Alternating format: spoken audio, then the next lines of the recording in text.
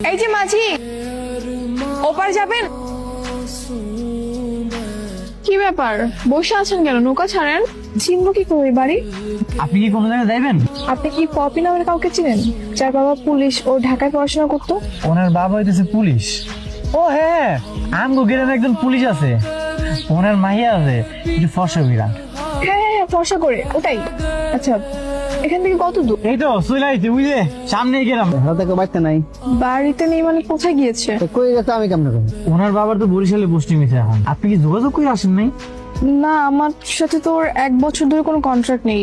Just আমি জানতাম এটাই গ্রাম, আর ওর বাবা পুলিশে চাকরি করে। আপনি একটা কাজ করেন, আপনি ঢাকা চলে যান। না না, ঢাকায় যাওয়া যাবে না, আমাকে এই গ্রামে থাকতে হবে। এই গ্রামে আপনার কোনো পরিচিত কেউ আছে নাকি যে যার বাড়িতে আপনি থাকবেন? তো এখন আমি এই সারাটা রাত কোথায় থাকবো? আপনি যদি কিছু না মনে করেন তাহলে আপনি আমাকে বাড়িতে চলেন। ঠিক আছে, আমার কোনো সমস্যা নেই। মা দেখো কারে নিয়ে আইছি। এটা কেডা? তুমি কি বিয়া করে আনছো চাচি? চুপ করে তো, তাড়াতাড়ি আহো, তোমার পোলায় নতুন বিয়া করে আনছে। একটা থাপ্পড় দিয়ে তোর গাল গরম করে দিবি। মা কই? কি হয়েছে? এই মাইয়া কেডা? উনি হইতেছে মুস্কান, ঢাকা থেকে আইছে। ঢাকা থেকে আইছে, কিন্তু তোর লগে কেন? উনি হইতেছে পশ্চিম পাড়ার পুলিশ আঙ্কেলকে বাড়ি আইছিল। পুলিশ আঙ্কেলের মায়া নাকি ওনার বান্ধবী। ওনারা তো কেউ বাড়িতে নাই, যেহেতু বাড়িতে নাই এই জন্য আমগো বাড়িতে নিয়ে এসে একটা দিদা থাকবো।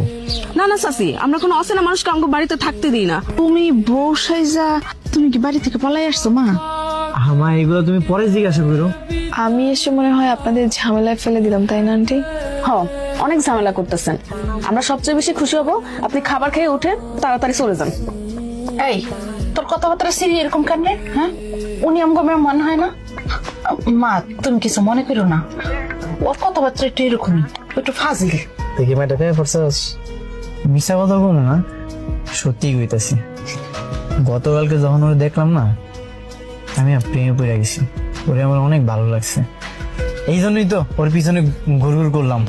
ওরে তো আমাকে বাড়িতেও নিয়ে আইছি। মা দেখো, টিভি কিনে নিয়ে আইছি। টিভি কিনার কি দরকার ছিল?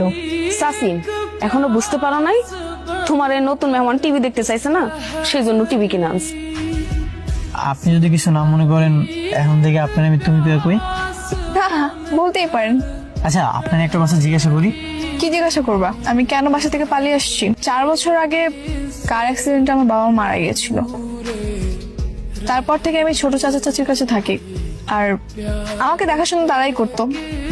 ভালোই জমি জমা সম্পত্তি আছে আমাদের।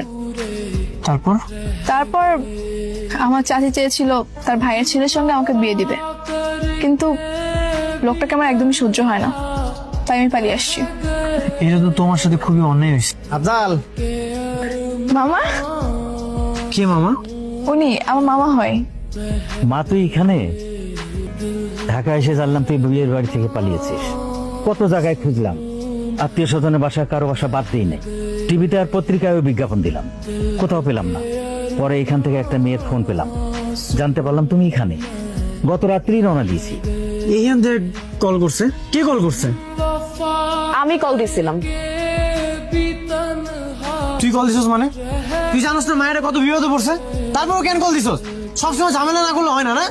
আচ্ছা, সমস্যা নেই, মামার কাছে আমি সম্পূর্ণ নিরাপদ। মামার সঙ্গে আমার কোনো যোগাযোগ ছিল না, এই জন্য মামার কাছে যেতে পারিনি। উনি তো মানে নিয়ে যাবো না? তা নিয়ে যাবে না, আর নিয়ে গেলেও আমার কোনো বিপদ হবে না। না না, তুমি যাও না, তুমি এখানেই থাকো। এখানে থাকবে মানে? মুস্কান মায়ের একজন গার্জিয়ান খুব দরকার ছিল, আপনি আসছেন, খুব ভালো হয়েছে। মানে? মানে হইতেছে মুস্কান মায়ের আমি আর শহরে যাইতে দিব না, ওরে আমার খুব পছন্দ হয়েছে। ওরে আমি আমার ছেলের বউ করে রাখতে চাই। কি বলেন আপনি?